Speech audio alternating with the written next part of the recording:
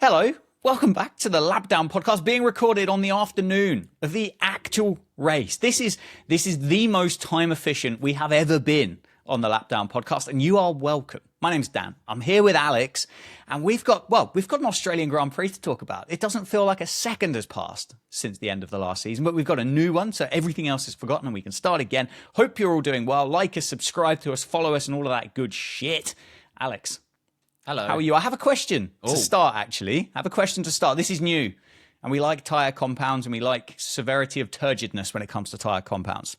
So, Australian Grand Prix 2026. Rate it on a tyre compound. 3, 2, 1. Medium. Oh, okay. And we'll get to why. Okay. We've got a solid 45 minutes worth of podcast to get to why here. But yes, hello, we've started. I didn't get up early for it as a matter of principle as much as anything else. And I think if I had gotten up early for it and turned on to see that both my preferred driver, not the preferred driver, but my preferred driver in Oscar Piastri, didn't fancy it. And then Nico Hülkenberg, my world championship pick for this round, also did not fancy it. So no. I think if I'd have seen that, at about 4:02 a.m., I would have just gone back to bed angry. So I'm very glad I didn't get up. I will also say, wonderfully timely this episode.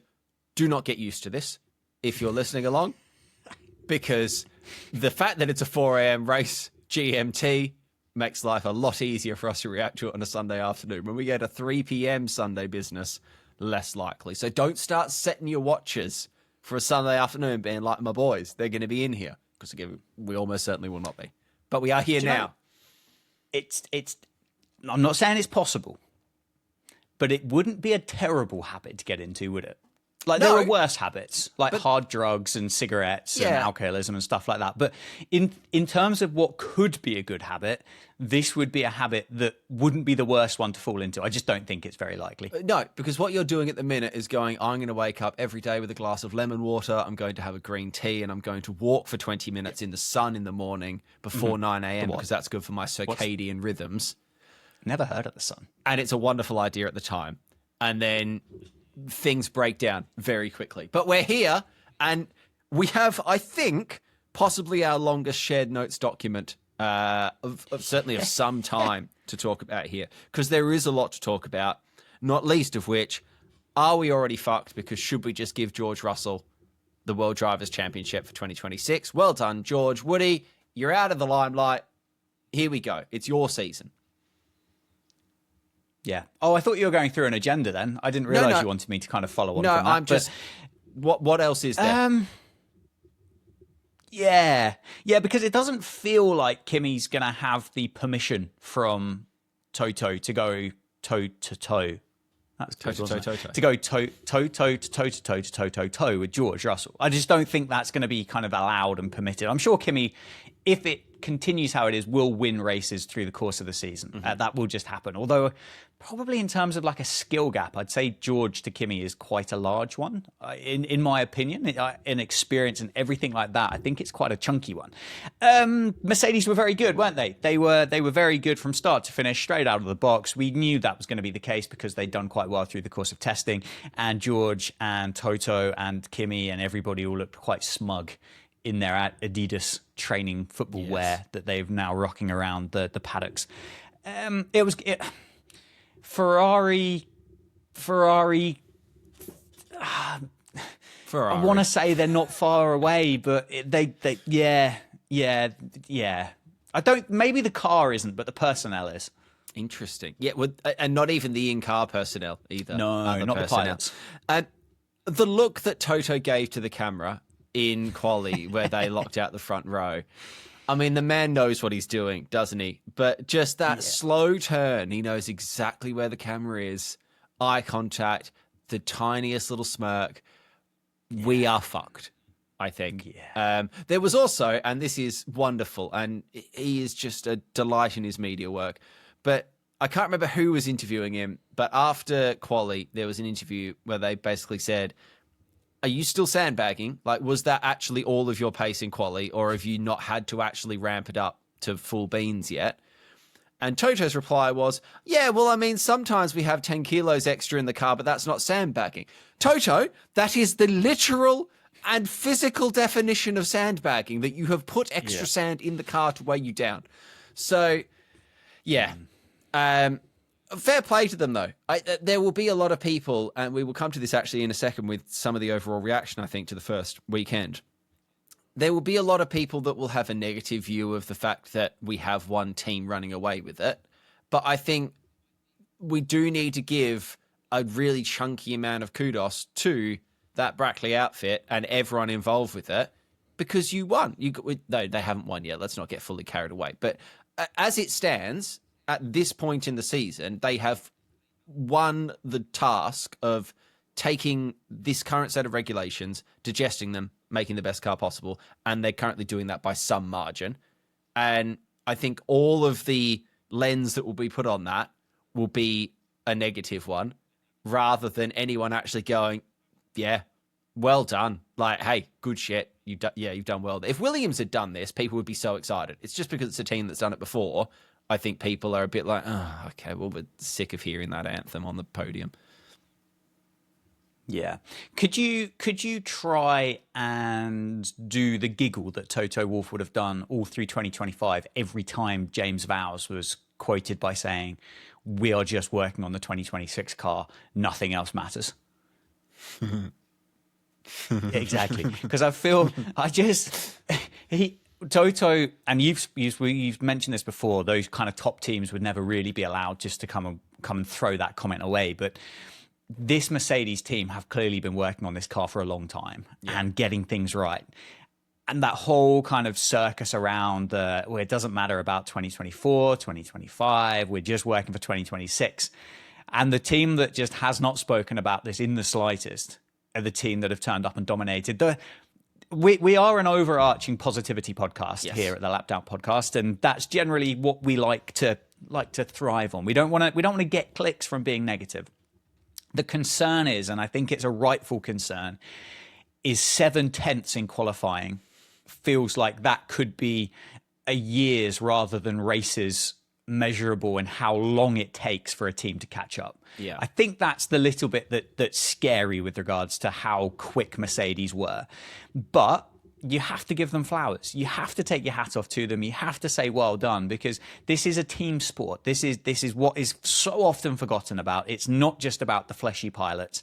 It is about everybody, from the bloke who designs the dust caps to the guy that sits behind the wheel and the person that bakes the cakes for the Red Bull catering thing as to why they breach a cost cap. This is a whole team environment, and everybody there has clicked and gelled and worked together and built an absolute monster based from what we've seen over the course of a weekend.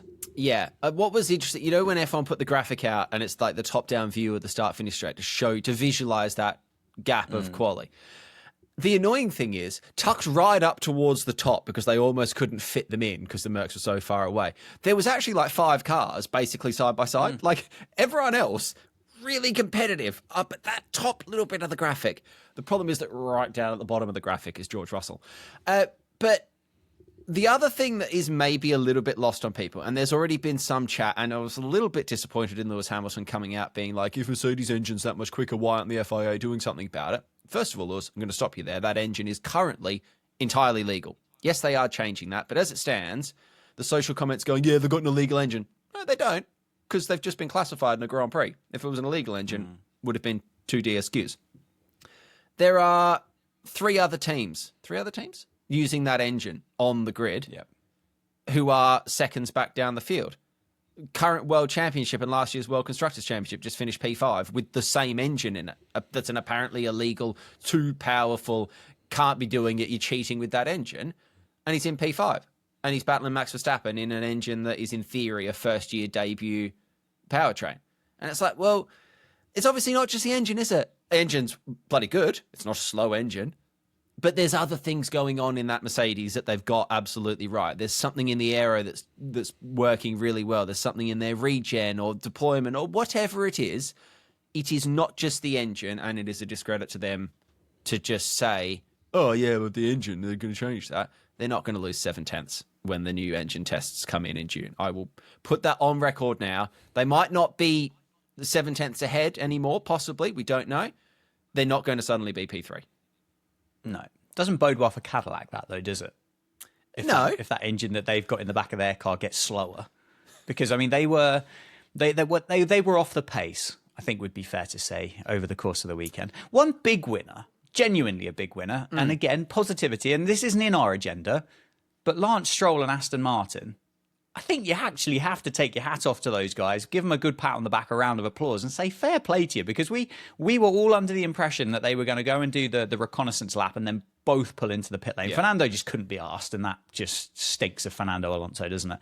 But Lance Stroll, to be not classified as 15 laps down, to go out there with all of these issues with the vibrations, and maybe he likes the vibrations, who knows, all of those kind of bits and pieces, to go and get that level of data and running into the car, which is ultimately just a test session, which they would have lost out on massively if they'd have just boxed it at the end of that reconnaissance lap, is brilliant. Yeah. And, I mean, you say Fernando couldn't be bothered. He went back out as well. Like, both of them, they did some racing, boxed, and then, 10 minutes later, pulled back out and peeled around again. And you say, like, Cadillac are off the pace. They are, and we all knew they were going to be. I think they're probably less off the pace than I thought they might be. Like, okay, he's finished 3 laps down, and we'll get to it later why that's a really positive thing for some people. But, like, it didn't look, at least, they weren't a laughing stock. And I think no. I think they would have a lot of rope anyway. I think people are excited to see that 11th team, and they're not going to bag them out for not suddenly being on the podium. But there is a strong foundation there until they told Valtteri that you have to get out of the car right now. Stop it immediately. I know you're at the entrance to the pit lane. Do not drive 20 yards further into the pit lane. You need to get out now. That got brushed over, and then we never heard of it again, so that's concerning. But, yeah, I think there's going to be so much doom and gloom, and I've already seen so much doom and gloom in comments and chatter and articles and this, that, and the other. People already writing off this year. If we're going to be the positivity podcast, I actually think there was a lot of great stuff in this, not least the racing, which we will probably get on to now, bearing in mind this is a race recap podcast. There's some annoyances, but, and I gave it a hard at the start of this, I think that's probably the best non-weather affected Australian Grand Prix that we have had in the last few years, in terms of just being a decent way to spend 90 minutes of my morning. Yeah. Yeah, I tell you what, I will say the opening quarter of the Grand Prix, I will say, was excellent. Yeah. Genuinely excellent. The start was exciting.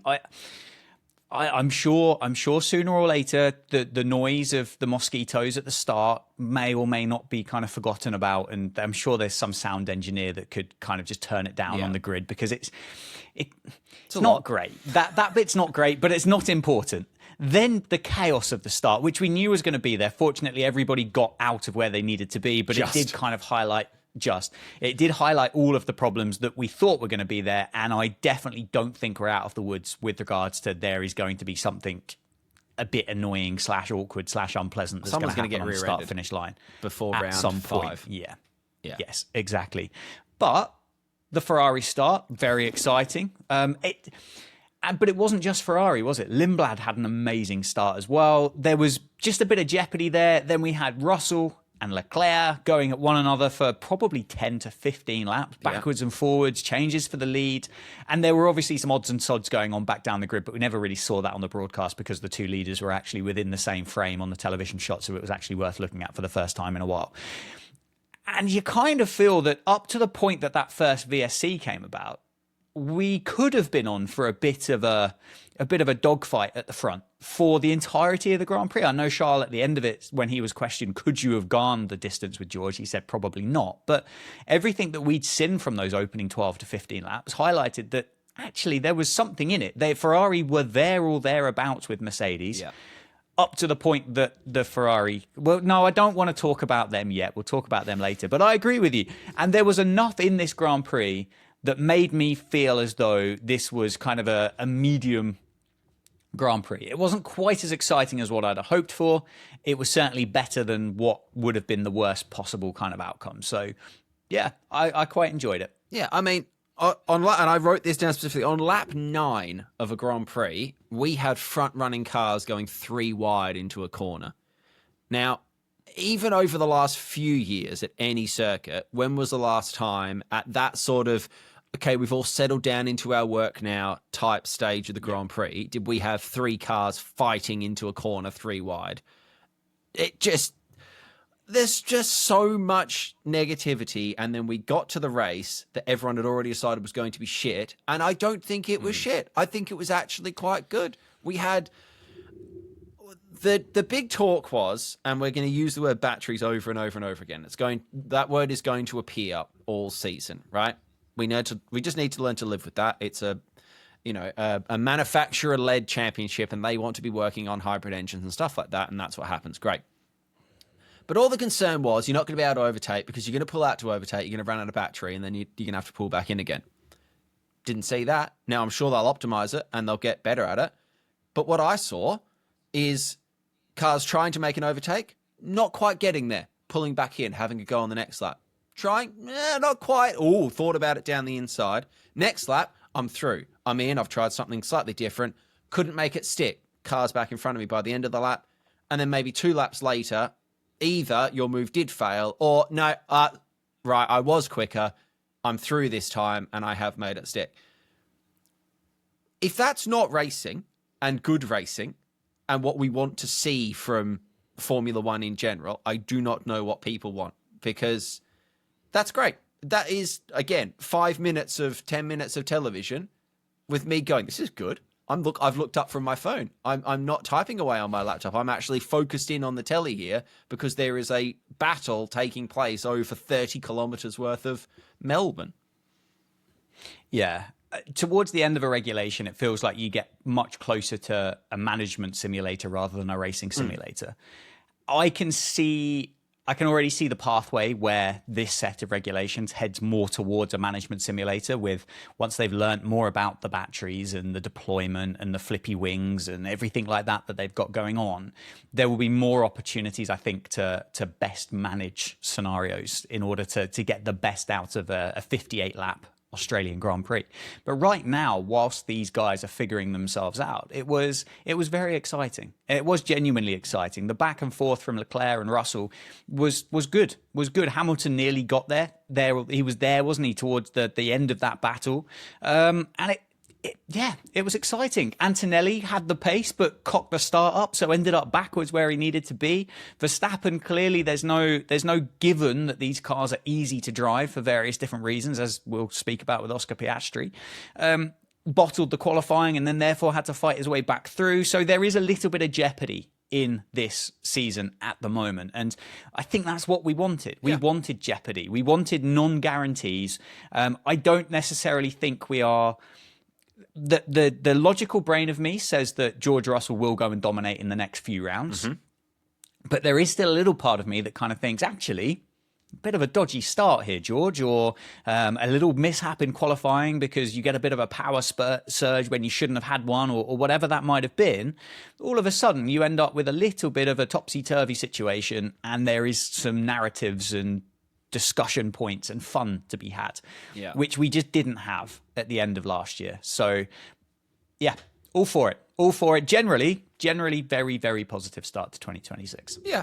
Do you want to do a little bit of talk about batteries and super clipping and all the rest of it? Because I know you've got some opinions on this, and I don't know whether I should let you have your sort of soapbox on it first, and then I'll bring in my sort of soapbox, because we come from, and if you are new to this podcast and you might not know the lore of the two of us here, Dan is early days F1. Bloke was around in 1915 or whatever it is when they had to crank the things up, and he will quote to you historical F1 knowledge, and he will go a long way back, and he has memories going back. I'm not, and I'm quite proud about that. I am sort of a slightly pre-COVID 2018-ish introduction to Formula One. I've got a little bit of racing in the blood previously on 2 wheels and whatnot. I'd always kind of looked at F1 and gone, nah, it's shit. And now I'm in, right? Our opinions are equally valid. We just come at our opinions from different angles, which seems to get forgotten sometimes in F1 media, that people are allowed to come into the sport from different ways. So this is going to be where we start to divulge a little bit and move away from each other in terms of opinion, because I have no romance particularly about the sport. I am here and now. So talk to me about batteries and super clipping, Daniel. Fair enough. Batteries, I just don't want to talk about them. I don't want to talk about them. We are in Formula One here. If we wanted to go and watch Izzy Hammond park an electric car in the barrier at Saudi and talk about batteries, I'd watch Formula E. That's what I would like to say about batteries. They're important, but I don't want them to be important. Just no, don't like it. Don't like them at all. Not keen on them. Super clipping. If I think about this as a sensible thing, it does look a bit wank that we are in the pinnacle, the absolute pinnacle of motorsport. And the way that these cars are built and set up and engineered is the fact that these cars can't actually go genuinely flat out for the length of a straight because they have to super clip. Mm-hmm. My very important, serious lap down podcast part of super clipping, and I think we are the right people to discuss this, is we need to figure out the branding for this. Because, and this is, I don't think this is going to be a particularly hot take, and I'm sure other podcasts that record on a daily basis have probably kind of covered this off, but we don't do that. My understanding is that the word super normally relates to something, well, positive, generally speaking. You could use the word good if you wanted to, rather than clipping. Super. Clipping, I'm not really sure I understand what it means, to be quite frank with you. But I'm going to assume that clipping is a negative, because I believe the clipping side of things is with regards to regaining the power back into the batteries, which then means you can't go as flat out as how you'd like to going down a straight line and all that other good stuff. So to actually put the two of them together doesn't quite work. And then to call it kind of good, bad thing, I don't like it. Super clipping, it's not it. It needs a new name. I can't be dealing with it. Every time I hear the word, when it starts with super, I think, excellent, brilliant. Like there's things like Super Formula, and there's Superman and Super Woman, I assume. I'm not really a comic book person, but Super Mario. I think she's a wonderful rather than a super. Oh, yeah, no, I have heard of that one, yeah. Wonderful lady. That's probably why I haven't heard of Superwoman. Yes. They don't exist. Yes. Yeah. Anyway, there's my thought. Okay. It's open to the forum. It's open to all of our official partners of the Lapdown podcast. We need to rebrand Super Clipping. What about, here we go, I'm going to brainstorm now, right? We can dedicate 30 seconds of the pod to this, because we've not got much else to talk about. No. Speed charging. Ooh. Hyper recovery. Quick battery go uppy bit. Car slow battery up now. Floory brake. He's into the floory brake stage because he's flooring it and the car's making itself brake to recharge. Yeah, that works. I just don't think it can be branded as a positive thing. It's in a weird way, and I might be wrong about this because I don't understand how engines work. I'm not an engineer, I'm a writer. It's quite cool to me almost, because my understanding of electric cars and hybrids and cars that can be regenerative is that it's braking. It's the method that we're transferring the energy of speed into energy because we're taking it from the speed of the car and putting it into the battery. I get that bit. Yep. So the idea, but that's always braking related, or at least being off throttle. So the idea that they've managed to orchestrate a system where I can have my foot to the floor still and the car is charging, if I put racing aside for 1 minute, I kind of go, it's actually kind of cool that they've managed to, orchestrate a system. It might be accidental, I don't even know. Orchestrate a system that I could be flooring it and charging at the same time. What I'll say about the whole super clipping thing, as a scrub fan, not worth my weight, not allowed to be here because I haven't been a fan for 180 years. I will concede on the onboards, it sounds a bit weird and a bit shit. That we're at the end of a straight and it sounds like the car is, failing because, engine-y brum brum noise go down. And my engineering knowledge is that's not a good thing. And I get that. I understand that in the onboards. What I will say to you and anyone that is loudly complaining, that is super complaining about super clipping, is from the offboard shot, from that drone shot through that chicane, from the helicopter shot, from the shwoom, like quick camera shot, you cannot tell. And I will stand toe to toe with anyone that tells me that they can genuinely, from that helicopter shot, really notice when two cars are coming into that chicane that they are super clipping. as soon as you take the sound away from it, and even if they muted the onboards and took the overlays and stuff off it, apart from seeing, I think they downshift into that now, which I will concede is slightly strange, downshifting into that. If you took away those other sensors that tell you that that's not quite what I'm used to that sounding like or what that should sound like, the actual racing and the holistic thing of the car going through that bit of track, still fucking quick, and it's still quite impressive to see from a top-down view. Yeah, because as you say, in the basic level information that you get, you really can't tell the difference. I've been trying to work it out with the help of Google, and I've not been able to do it. Maybe we do need a co-pilot on board with this, but the back straight of the Shanghai International Circuit is 1.2 kilometers long. If super clipping starts at about 800 or so meters, what that feels like, look, let's not get ahead of ourselves. That could be a problem. That could be a next week problem to figure out, because we've got a preview of the Shanghai Grand Prix coming up. As I say, it's the branding side of it. If that's what has to happen to make it work, I think it's poor that it's poor that that's the way it has to work, because it's not great. It's not fantastic, but I don't like the fact it's called super clipping. Super clipping sounds like a barber's that you might go to, where you go to a really kind of like young and hip and trendy barber that gives you a Ronaldo style haircut or something like that. Yeah. This is just a bit shit. Yeah. Okay. It's not bad. It's not bad. It's a bit shit. Yeah. Yeah. Yeah. I'll pay that. I think as well, F1 is in a slightly awkward position, I think, with the way that these regs are different, in that they obviously want to hype up the battery thing, or not hype it up, but make a big deal out of the battery thing. And we got a lot of overlays that did show, and we wondered whether we would get this, the live level of charge in the car. It was vaguely interesting to me, I think, for a lap or so to actually watch how much that battery is charging and deploying. And there were some differences when Max was chasing Lando. They had that up for a couple of laps, and the cars do seem to harvest and use that data or that energy slightly differently. It could just be a slight, data discrepancy. I don't know, but they didn't. They were not linear in the way that they were charging and discharging. But if F1 stopped showing, if F1 banned the word battery by commentators, and they had a blackout list, right? And they were like, you're not allowed to say harvesting, charging, discharging, deployment, battery. If we had a Grand Prix weekend where we redacted those words from it, and they didn't put any overlays up in the battery, and we almost went HUDless, right? Let's play hardcore mode in Call of Duty. Let's turn off all of the on-screen graphics.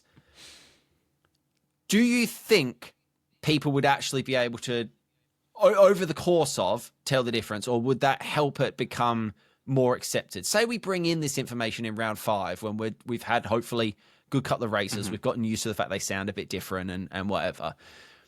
Are we having it force fed on us, and people don't like being forced things, and the natural reaction to being forced something is to push back against it? I didn't ask for this. You're making me enjoy it. I don't want that go away. If they went a little bit more softly on it, do you think people would be more accepting? Maybe. I still think it would sound weird, and I don't necessarily think if you got rid of any of the HUDs in the language, you'd ever get rid of that side of things, because to have it seemingly going flat out and evidently losing power is a weird one. The thing that I've not really been able to work out, and it's only just kind of clicked, is the fact that Formula One had KERS before this anyway. So this kind of like electric push to pass button, or whatever the hell you want to call it, isn't new. And I can't remember why KERS was binned off when it was, because it was removed from the regulations. This may have been before your inception in Formula One. Was it Ground Effect that did away with KERS? Well, I'm not sure. Potentially those regulations I think did, but the KERS thing was this kind of electrical push to pass kind of battery mode type thing. So it's not new. I I think it's just too much of it. At the end of the day, and we don't try and claim on this pod to have any level of actual technical knowledge on this. And this might be the way that it could be adapted. And I'm probably getting into this week's pre-China podcast with a long straight. If they're flexible and it's almost like your tyre allocation for the weekend, hey, we're using these 3 tyres this weekend because they are best suited to this circuit. If F1 is willing to be flexible, and I don't actually know the logistics of how this works with the tech. This week's battery availability is X because we're at Baku and you've got a long bit of the foot to floor business. This week's, battery is Y because we're in Monaco and you're never on full throttle basically around that lap. So we don't need a big battery. So we're going to make you work harder for it. We're actually going to give you far less. And there is part of me that goes, we're getting a little bit more fabricated again, but I mean, everything when you break it down is fabricated. Tires in themselves are fabricated and pit stops are fabricated. It's all fucking fabricated. So there's whether or not they're willing enough to concede that we got that number wrong initially. But if it's okay, I think, are they 350 at the minute? I think something like that. Like if we made it 400 for China and 450 for Baku or Monza or whatever, straight away, we potentially alleviate the concern. Who knows? I don't know what I'm talking about. No, I see the point you're making. I do. It's a bit nanny state, isn't it? Oh yeah. Only being allowed kind of particular things at particular moments. But as you say, I mean that in theory could be no different to. Well, the difference is with the tires is the fact that it is an outside entity providing that facility, whereas it would be the sport itself telling the teams what they could and couldn't do with regards to their battery size or deployment or. Yeah. Quantity or whatever the technical term is for it. So that's where I guess it gets a little bit sticky, and you would always end up into that kind of grey kind of area of how are they going to fabricate it this week, or who are they potentially trying to benefit, or anything like that, which is odd. I don't know. I feel like they're going to have to change something with regards to it, because I don't think it's going to last or land very well if we get to, as you say, the Bakus, the Shanghais, the Monzas, the Vegases, where they've got those ridiculously long straights, and you've got cars that are getting 2/3 of the way down of it, and then all of a sudden just going, yeah, and then just kind of getting to the point of and then getting to the corner and we go again type thing. Yeah, I don't know. That feels it's a work on. Formula One, it's a work on. We're the ideas podcast. We are. We come up with the ideas. We don't come up with solutions because not our business. Very good at that. It's not our bag. We provide you with ideas. We know people are listening because we've said ideas that have been implicated in the past. We know they're listening. So there's another idea for you. Sort it out. Yeah. No, bang on. Where should we go? Oh, actually, I would like to. This is where I'd like to go next. It's my most important question, right? Oh yeah. This is my most important question from the Australian Grand Prix. We've seen the cars on track now, lots of changes, but the biggest one and the most important one, I think, how do we feel about the fact the light on the back is a circle now instead of a square? I didn't even notice. Well, you've not been paying enough fucking attention then, have you? That's one of the biggest changes of this regulation. Are they? It's round. Well, it sounds like you've got an opinion on it. So how do you feel that they're different shapes? It's fun, isn't it? I think they should be able to. I think it should be like an LED matrix board, and they should be able to put like a logo on it or a like finger emoji or something. Yeah, I want Liam Lawson to be able. Also, Liam Lawson and Sergio Perez must fucking hate each other because they were at it again in this Grand Prix. But I would like a year off as well. Yeah, I'd like Liam Lawson to be able to overtake Perez, right, and then his rear rain light just becomes a little pixel emoji of a finger, and then he's off on his way again. Like the police interceptors on the motorway where they can say, like, stay behind or whatever. You put messages on it, and it's just Lawson saying, fuck off on his rear tail light, and then he's off and down the road, and it goes back to being a safety thing again. That's what I'd like. That's my big takeaway from Melbourne. Again, Ideas Podcast. We're the Ideas Podcast. I don't know how heavy an LED matrix board is compared to the ring of LEDs. Not my problem. Ideas Podcast. No. It would be fine. If you increase the size of the batteries, we can carry more weight. Yeah, here we go. We're getting done. Actually, on that point, the cars are like 0.5% lighter and 0.5% smaller in this regulation. They did actually look noticeably more agile on track, I thought. They did seem like the difference that we were told that, they're smaller and lighter and more nimble, and everyone was like, it's a step in the right direction, but it's a small change. From the evidence of today, yeah, actually, quite a big change. They did seem to be able to weave around, to those real like fast twitch fiber movements and stuff did seem to be a little bit more lively. Yeah, they looked a little bit more kind of pointy, didn't they, than what they have done in the past, which is good. I think it bodes well for what we get to look forward to for the rest of the year.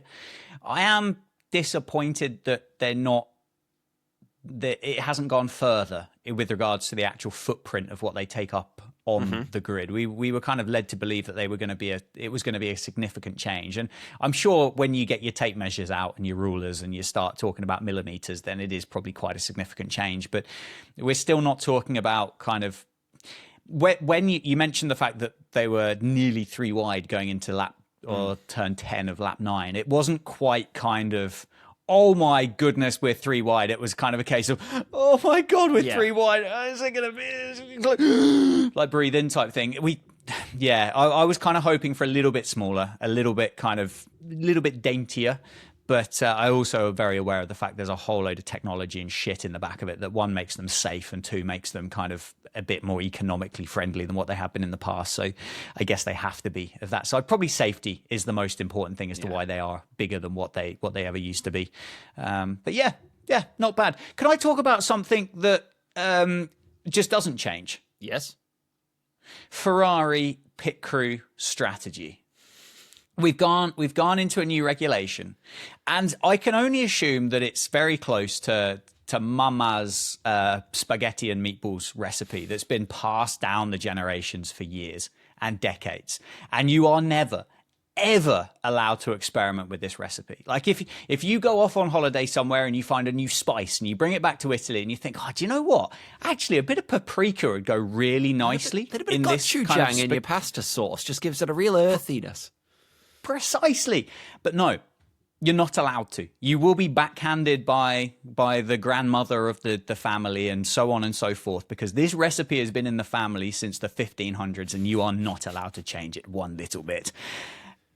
Why the fucking hell did they not box one of the cars under that first virtual safety car? And then as well, they didn't even learn. They didn't even learn when the next one came around. Like, I'm not a Formula One strategist. I'm not an engineer. I saw Valtteri Bottas' car parked at the end of the pit lane with yellow flags going, and I went, well, they're going to close the pit lane. It's going to be a virtual safety car. I think Leclerc had gone past it. Hamilton hadn't. Get in there, sort yourself out, and give yourself a chance at doing something later on down. Nope. No. Don't change the recipe. Not allowed. Yeah. I can't actually remember because I did flick between the F1 TV and the Sky commentary a couple of times. It might have been Mr. Brundle said that Lewis should have just peeled in. Like Lewis sort of got a little bit mouthy on the... Actually, no, it might have been F1 TV. Just pull in. Just say, I'm boxing, lads. Lewis pit lane. And the mechanics have got... all the 5 meters to run with the tire. And they've got probably 10, 12 seconds to hear on their headset, oh, fuck. Oh, shit, that's Lewis. Ah!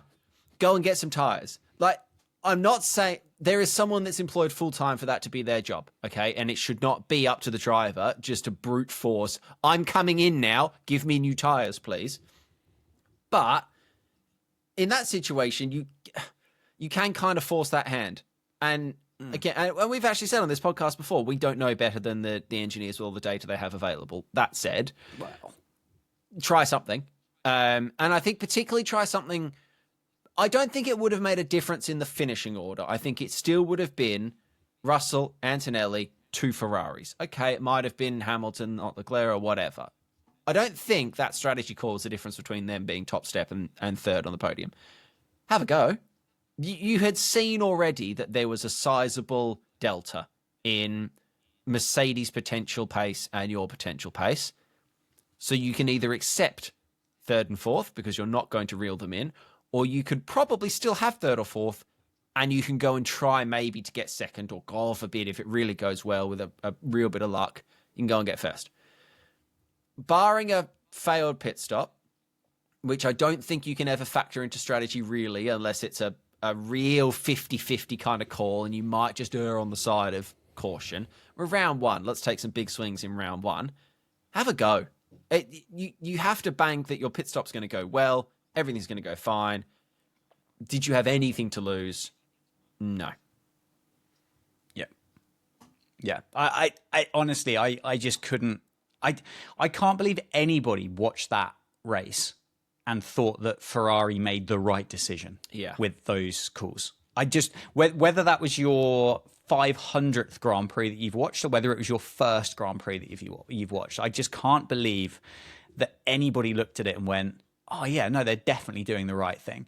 We could have ended up looking silly because had there been a full safety car, then they would have been like, well, not laughing, would they? Because the pack would have then bunched up and they would have had a free pit stop, but they wouldn't really have had any kind of lead or anything because the Mercedes would have been right behind them. But yeah, I don't know. It was just classic.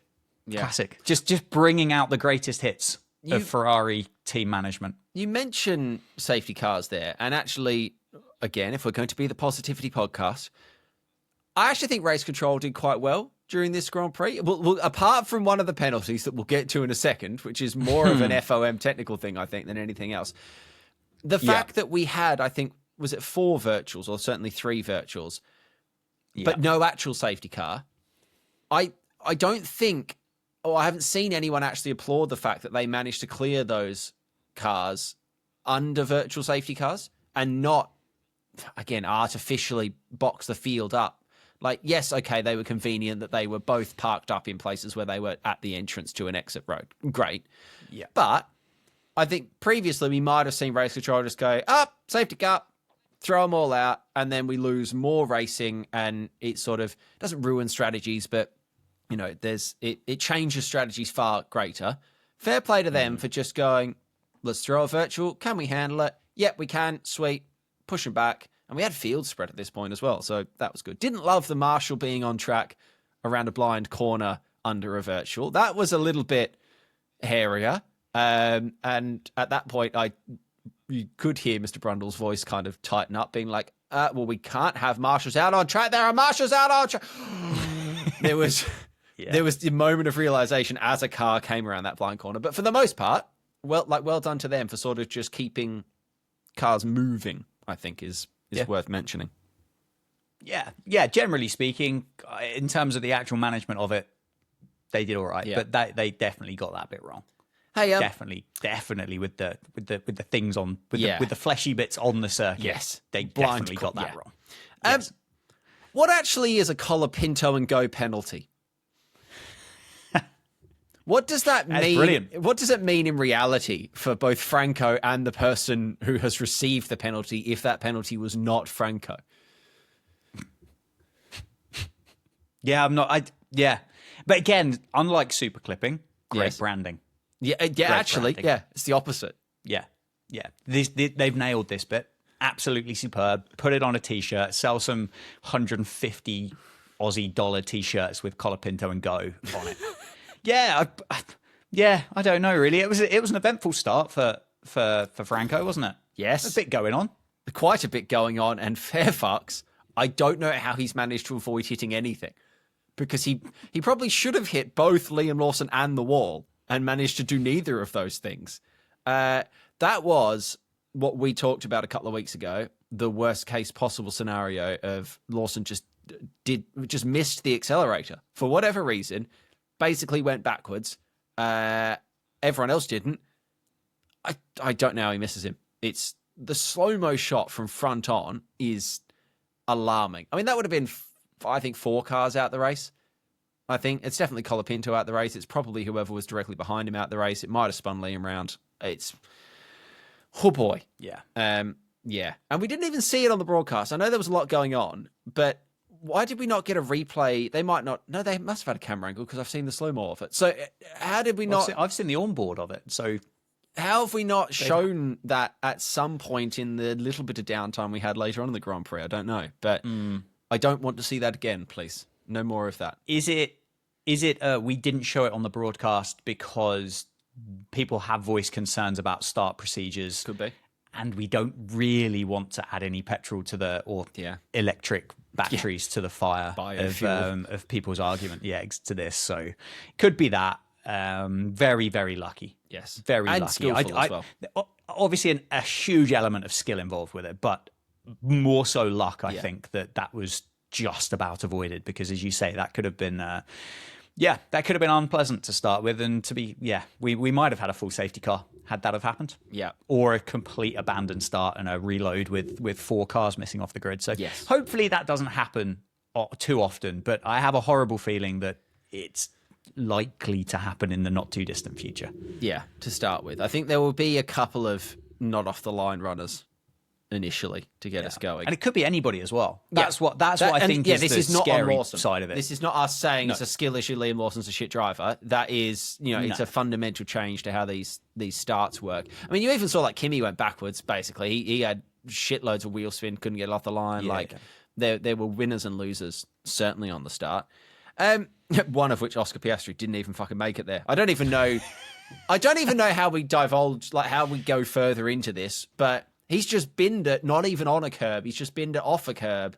Don't do that at your home race, is what I'd say. First of all, that's not ideal. Weird. Not weird. Concerning that we've seen 2 of our, in theory, best drivers on the grid put the car aggressively into a wall and not really know why that happened. That's... don't love it. Not if we live on this world that these are the 22 best racing drivers in the world. I watched the Sky replay, so I recorded it via the red button. The red button. Or the record button. Sky Q or Sky Glass. No, I don't think I can. I'm a bit too kind of poverty for that. I can't afford it. Anyway, and the first time I noticed that Oscar wasn't there was when they went for the top-down thing of the grid, and I went, oh, there's a gap. There's a hole missing. Yeah. And I kind of went, well, who's the pointy end? And then later on, the tower popped up, and it was like, Pia out. And I went, well, what the hell has happened? So then I had to go onto the social media world to find out the story. And just realized that he'd lost it on the way to the grid. I do, again, I think this kind of falls back into these drivers are taking some time to iron out some of these issues. A lot of the commentary and a lot of talk through it was about the bumps in the circuit were causing these to unstabilize, which I think is probably true, but I don't think Albert Park's got any bumpier over the last however many years. It's probably been resurfaced quite often. And if anything, it's quite good. These cars should be less bump scared than the ground effect cars just were. Because we're not about sealing that car to the road anymore and losing that sort of like vacuum effect. Like they should be able to handle bumps. Lockups, absolutely, because that's always been a case with lockups. But you don't look at Max's one and go, well, he hit a bump. Like something's just, there's a disconnect there. And I'm sure it's sort of partially driver adapting to a new way of racing and partially the car probably still having some gremlins in it. But yeah, and I mean they weigh something similar to kind of a pre-Ozempic Lizzo as well, don't they? So it's not kind of like a woodlouse that's crossed the track is going to suddenly cause this thing to go sideways. It's something to do with our car, those bloody batteries. Something to do with those batteries and the power delivery and there's something about that's not quite kind of lining up and clicking at the moment, is it? Yeah. Whether Oscar was the cold tire situation that added to it as well, but in truth, it just looked like what I think looks like he just decided to absolutely plant his accelerator into the carpet and went, oh, fuck, I'm the wall. And I think that's where that combo comes from, isn't it? That's him. It's cold tires, a little bit excited, planting his foot. It's exactly the same as what Hadjar did in the wet last year, except this year it's not a wet-related issue. It's a, cold tires and whatever issue. Excited driver, cold tires, by the sounds of things, excited engine or battery or whatever. Excited machine. We just had a lot of excited things and some unexcited tires that absolutely destroyed the living fuck out of that car as well. That was not you've done your suspension, we're not going to fix it in time. That car was in bits. Yeah. There was, Don't join your home Hey, race, look, Oscar. At least there's a week off. There's a week off and the teams don't have to fly through the Middle East to get to the next Grand Prix, so they stand a chance of fixing it. It's not a week off, though. We're straight back into it next week, so they've got like 2 days off, and then they have to rebuild the whole bastard thing. They'll figure it out. Do we have any other... Yeah, we've got a couple of other shout-outs that we want to do before we move on to our admin side of things. Yep. Can we talk about Arvid Lindblad? Because I tell you what, that's not a bad first showing. that's a decent little debut offering there. I liked a lot of that. God, it was good. He comes across like a really nice lad as well. Yeah. Just a nice, interesting mix-up, isn't it? Because I believe what I've read about, there's kind of Punjabi heritage, there's also Swedish, but then he races under the British flag. So there's a whole lot of good stuff going on there, which is exciting. And I think I heard the question, maybe Ted asked him about kind of Formula One's diversity, and Arvid, I think, looked at him and kind of went, I don't really know what angle you're going for here, but yeah, sure, I'm proud of where my parents have come from and stuff like that. But he did really well, and Racing Bulls seemed to have put together a decent car. I mean, Lawson looked pretty good when he got going, and Lindblad again looked pretty good. Hadjar, I don't necessarily think Red Bull have made a bad car, but it's exciting that Racing Bulls seem to have kind of stumbled across something half decent again. But yeah, good for him. Yeah, it was nice to see as well. He didn't just jump out of the way of Daddy Max on his way through. Like, he actually raced him like another team would race him. He was sort of out to prove a point. He was quite elbows out and punchy with it. And it wasn't what we've seen historically with that second team of, oh, the real team is on the way past, so I will pretend to fight him here, but actually I'll make sure I give him DRS and then wave him through. Yeah, now, super clipping, sorry. It was actually aggressive, proper, no, if you're going to pass me, fucking pass me, because I'm on my racing debut here and running in the points, and I'd like to keep more of those. So, yeah, well done. Well done to Mr. Arvid Lindblad. That was very good. Good. Speaking of good, George did a Borat impression for absolutely no reason whatsoever. What the fuck was that? It wasn't good though, was it? It was kind of the posh kid trying to be relatable to the other kids that have been allowed to watch these films, but mummy and daddy doesn't allow those kind of movies to be played on in the household of the Russells. It was weird. I felt uncomfortable. If I'm quite honest with you, I felt quite uncomfortable hearing it. What I'll say, and I think this is maybe sometimes lost on everyone, we are privileged isn't the word, but we are privileged to get to hear that communication, that direct team and driver radio. Now, they know it's broadcast, and I'm sure there is an element of, performing in it, but it could well be that they all decided to watch Borat on the flight over to Australia, and it was a bit of a running joke of this weekend that any little thing like that's an inside joke between him and his engineer, or him and his team, or maybe even him and someone back home. Like, there's all sorts of little nuance to it. In isolation, it sounds dumb, but it almost wasn't meant for us.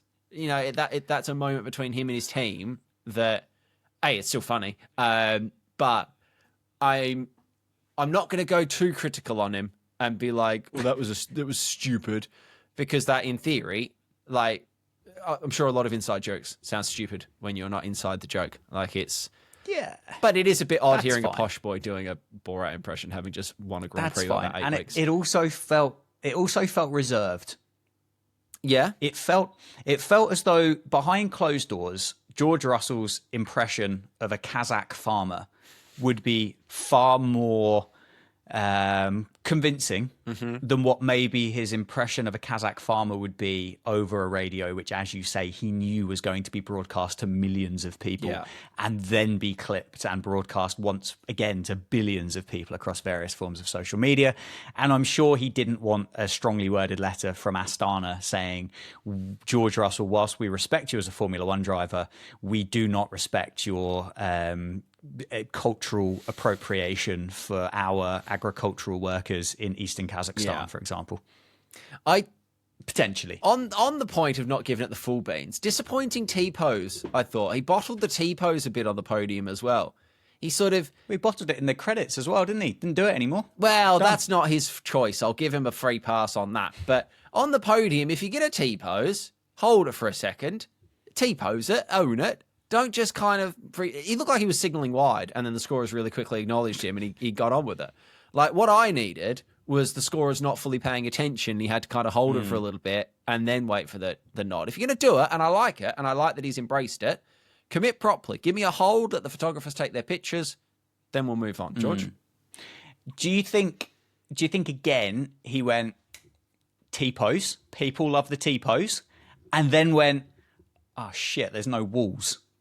this is actually looking a little bit silly, because in the credits, Yes. when the T-pose rose to fame, he was in a little corridor. And it looked good because it looked like he was kind of like, one, being a bit strong and holding the corridor up, / also having a little bit of a lean, and it worked really nicely. Whereas on the podium, when there was a lot of wide open space to the left and to the right of him, it got to the point and it went, actually, I feel like I look like a bit of a knob. I'm going to put to you that George Russell is quite a smart man, and if he only at that point realised there wasn't walls on either side of him, then we have a larger problem about what's going on. No. He knew the walls weren't there, but I think he thought he was going to look cooler than what he actually felt like. No, because he's done it before. This is not the T-pose debut. He's done a podium T-pose before. He's just got a little bit, the rush of energy. He went to talk to the pretty girl, and then he got there and he went, George, and then walked away, and then thought, talk to girl tonight. That was good.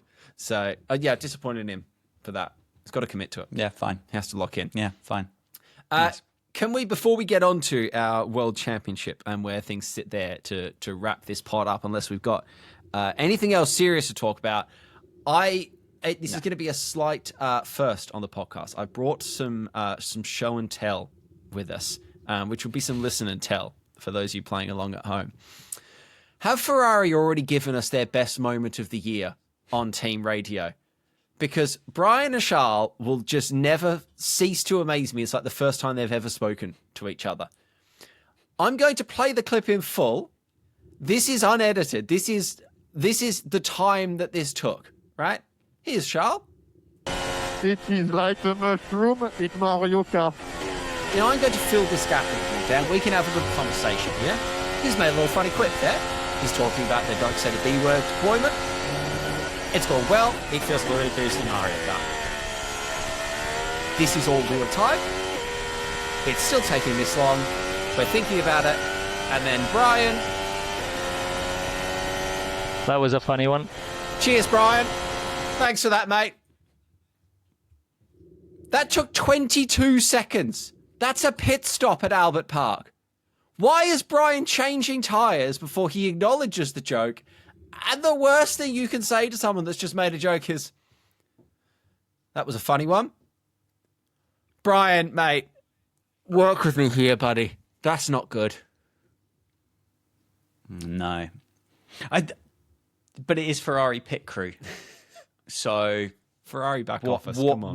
Where is the bar? How high is the bar? Maybe. But what I'd like you to do, actually... The bar is lower than 22 seconds, Dan. I'll tell you that much right now. But going forward, I would like that was a funny one, to be used as a hot button for the podcast for the remainder of the season, for any moment that one of us potentially tries to make some form of joke. Yep. That was a funny one. You can leave the 22-second delay between it as well if you'd like, and just randomly midway through the next part of the conversation, just pop up and just go, that was a funny one. Right. I'd like that to be a permanent fixture in the podcast, please. There Thank it is. you. We could do that. What is a permanent fixture in the podcast? How's that for a segue? Is we have our very own Team Radio, and there are various ways that you can get in touch. You can get in touch with us. You can slide a DM or leave a comment. LapdownPod on Instagram and YouTube and TikTok. Or you can head to lapdownpod.com, press the Team Radio button, or you can email teamradio@lapdownpod.com, which some people have done this week. Should we head over to the lap pad to get us going? Because we've actually had various international Team Radio broadcasts on this occasion, including an international broadcast, which is International Squared. Oh, cool. But we'll start with everybody's favourite. It's Rosie at the lap pad. Rosie Collins, the official thinking partner of the Lap Down podcast here, and I was doing some thinking when it came to novelty races for the Drivers' Parade. The important bits. And I think what Formula One should do, because they cannot, in fact, use the Wienermobiles. There's only 6 Wienermobiles in the country, so that wouldn't work out mathematically. Plus, they're already kind of tied with the IndyCar series because there was the Weenie 500 race at the Indy 500 last year, and I think they're doing it again this year. But if they really wanted to homage the local culture around the Circuit of the Americas in Austin, Texas, have them race taco trucks. Absolutely. Like, Austin, Texas is famous for its street tacos. And that would be the perfect thing, especially if you had one of the other drivers trying to make tacos in the back while the other one was driving would be hysterical. Also, I love that y'all mentioned MotoGP and the Tuk Tuk race because I'm obsessed with that thing. I mean, I'm obsessed with MotoGP anyways, to the point that in my own podcast, I named my episode about the Thailand Grand Prix the Let's Be Tuk Tuk Influencers because I love a cheesy pun. I loved that Tuk Tuk race and I love MotoGP and I love y'all's podcast. So thank y'all for talking about things that I love. Rosie at the lap pad. It's an incredible idea for a novelty race. Alex Albon in the back making tacos while Carlos Sainz is tearing it down the long back straight. Oh, yes, please. Very interested. I love the fact that our official thinking partner has been doing some thinking. I enjoyed that as an opening salvo for the message. I'm also kind of fascinated and interested about the Weenie 500 or whatever it was that was called. That just sounds utterly ridiculous in terms of branding. I realized afterwards, I have seen that. They fully broadcast it with full graphics and it was brilliant. It was a proper race. Brilliant. And yeah, fine. I have no issue with it whatsoever. Bring the taco trucks in. Perfect. Sounds good to me. Get them out there. Done. We also had some written research from our official thinking partner, from Rosie, just to clear up a few things from previous episodes, which we always appreciate. The pilots thing, we asked why they call them pilots. That came about because you did. But... Well, yes, but you didn't know answer. You didn't know the answer either. So stick that up, you bloody jacksy. I believe pilots came about because in other languages, variations of the word pilot are used for racers. And so in the multilingual environment of the paddock, it's easier to pick a word your non-native English speakers will recognize more quickly than driver or rider. So there you go. Also... So no, hang on. Yeah. Say you've just got a taxi from the airport to your auntie's house where you've gone visiting. Mm-hmm. And you've just gone, my pilot's just dropped me off outside. Well, I mean, that's not clear, is it, racers. for multilingual people? Racers. It's a term used for racers, not taxi drivers. No. Also, it was the South American and not the African representative that was the one that gave MBS the monopoly. Idiot. But, not suspiciously at all, it's Bernie Eccleston's wife with whom he has an unsettling age gap. So that's a wonderful little background knowledge on that. Would you like to take us to the team radio for Andrew, who has been... I would actually, as it goes, yeah. Here we go. Oh, hello, lads. The wife and I are in Melbourne ahead of the Grand Prix this week, and it's very clear there is a race on this weekend because the city is packed with people in merch from various teams. Largely papaya number 81. It's unfortunate. We popped down to Albert Park Tuesday, but we were disappointed to find it largely closed off and inaccessible on all sides, so only slight glimpses of the grandstands were available. We did manage to make it to the Williams fan zone, however, which is done very well with the car as a centerpiece, as well as a sponsor/merch stations around where you could test your reactions, drive a Komatsu machine, and of course sat a lap in the simulator. They had all of it on with free entry, which was awesome, even though a kid's t-shirt was 50 Australian dollars. Overall, up the Williams, for doing it right for the fans. Albert Park could do better for allowing people to sightsee ahead of the competitive sessions. There's lots of Oscar fans. Thanking you, Andrew. It's an interesting, having just wandered around a completely deserted Singapore circuit a couple of months back. I guess there's a balance, isn't there, of like how much access you can give people. Like, there's a lot of logistics happening at the same time, but it is still kind of in a public park. Could we open up like a little bit of straight or like one area or something that, you know, and turn it into a little bit of a sightseeing event? But yeah, I mean, there you go. That's our international correspondent, because Andrew is American in Australia for us at the minute. Happy days. Wonderful work. And then we have... from Dan 2, the official Fizzy Energy partner of the podcast. He's in on the World Championship, which we will talk about next, first of all. Who wouldn't be? So we will... he has doffed a hat. He's not the kind of person that wears hats. He does specify, but if he was, he would doff one to both of us, which is great.